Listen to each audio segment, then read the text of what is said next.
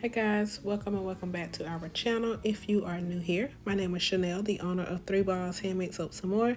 And in today's video, I'm going to be showing you how I made this pine tar soap. Alright y'all, so as always, I like to show you everything that I will be working with. First up, we have some pine tar. And the rest of my ingredients are pretty much the same. I do have my crock pot here since this is a hot process soap. So let me clean off my table and we'll go ahead and get started. Alright, so first I started by weighing out my oils and butters. And y'all, halfway through, I realized that I was coming up a little short, had to redo my recipe, and here we are with a smaller crock pot. Now, I'm just adding everything into the crock pot, and I personally just add everything at once, melt everything down together. Now, right here, I'm just showing you my pine tar. Alright, now here I am just adding my pine tar that I weighed out into my crock pot before I add in my water lye solution. And I definitely recommend that you use a little bit of oil in the pine tar, oil from your recipe, so that way that pine tar will come out of your container a lot easier, because y'all, this stuff is thick and sticky. Alright, so after I finally finished scraping my bowl that had the pine tar in it, here I am just adding in my water lye solution directly into the crock pot. And now for this, you'll see just how quick this soap will come to trace. And honestly, y'all, I did not need my stick blender at all. I've also made this soap cold process, so if you are a cold process soap maker and you want to see this cold process, I will have that video linked down below. But right here, all I'm doing is just gonna continue to stir, and like I said, you will see just how quick. See right there, it literally like was just starting to thicken up like very quickly. Alright, so we're just gonna continue to stir until we reach our desired trace. Once we reach trace, we will then put the lid on and just let it cook. And if you are looking for a more detailed hot process soap making video, I will have one linked in the description.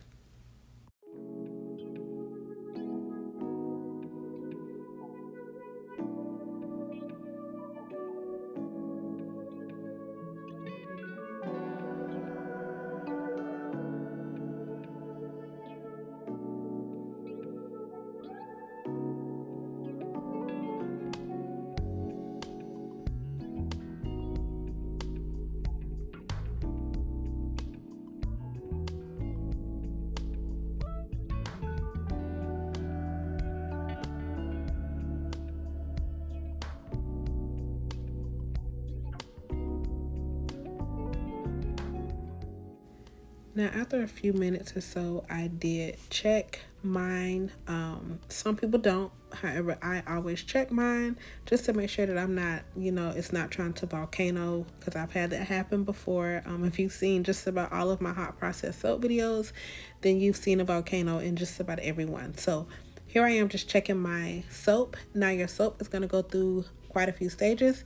You're going to go through the champagne stage, applesauce stage, mashed potato stage, as well as the translucent stage. Now, and again, I will have a more detailed video linked down below, so that way you can see those different stages a lot better in that video. Now, once I was done stirring that up, all I did was just put the lid back on. And here we are again, just giving it another check and stirring it again. Now, I personally do cook my soap on high. Not everyone do, however, I always turn mine on high, and that's how I cook my soap, on high. Now, right here, I'm just stirring it up. Again, not everyone stir their soap, but I do. So here I am just stirring it up, and then once I was done stirring it up, making sure that I scrape the sides, then I just put the lid back on it and let it continue to cook.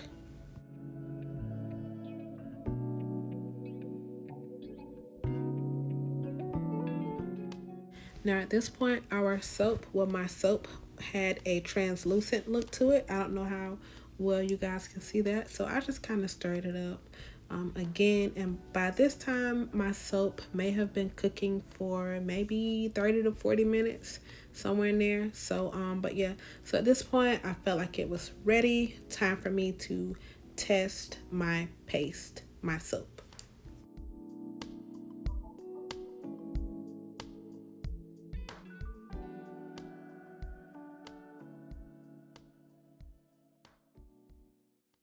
So to test the pH of my soap, all I did was just take a little bit of distilled water off camera, and I'm just kind of dipping my finger in the distilled water and touching the soap just a little bit. And then once I did that, I grabbed a pH strip and then just stuck that in the water, and here we are. From the looks of it, my soap is at a 10. Normal pH is between 8 and 10. So hey, I mean, it's fine. My soap is done, and it's time for us to put it in the mold.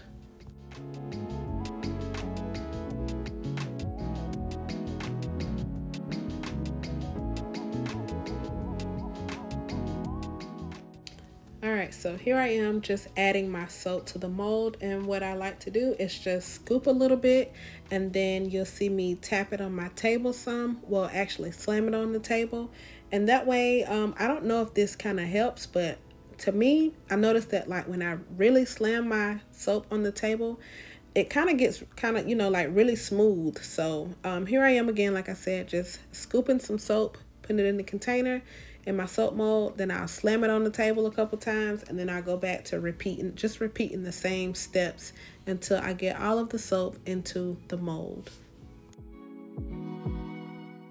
Now here I am just scraping the sides. Now some may scrape the sides, some may not. Me personally, I've come to like scraping the sides. So all I did was just scrape the sides, and then I went in with my spatula along the top to kind of create like, y'all know how I like to have like that look on the top of my hot process soaps to where it looks like a crunch or something. So that's what I'm doing right now, just taking the spatula and kind of doing a little something with the top.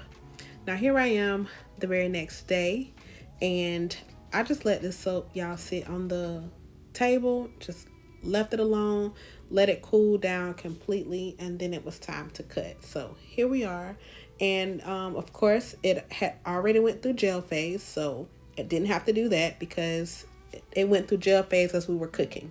So I'm just gonna take it out of the mold, and then we're gonna, I guess, look at the sides and the bottom and all that good stuff and see what we got. It almost kind of looks like ground beef to me, y'all. I don't know. Y'all let me know what you think down below. Does it look like ground beef?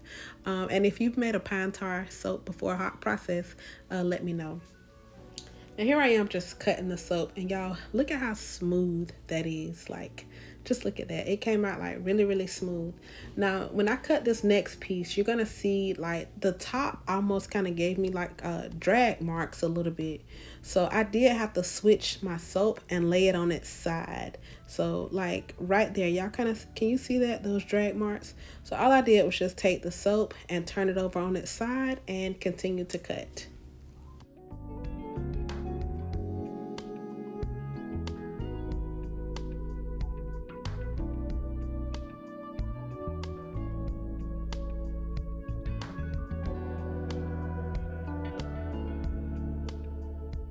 Alright, so after I was done cutting my soap, it was then time for me to stamp them.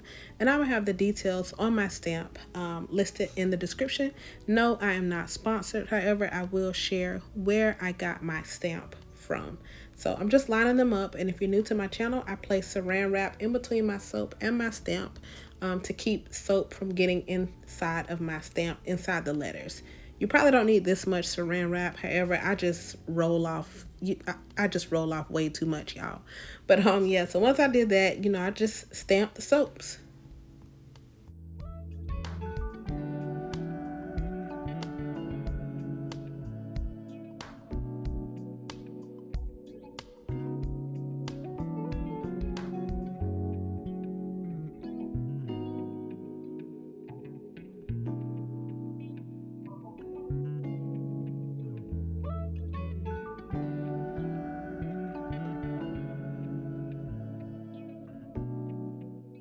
And y'all, just like that, we are all done. Y'all let me know what you think down below. Here is our pine tar soap using the hot process method. Let me know what you think down below. Thank you all so much. If you enjoyed this video, please consider leaving me a thumbs up. And if you have not done so already, consider subscribing to our channel. To all of our wonderful supporters out there, we love and thank you guys so much.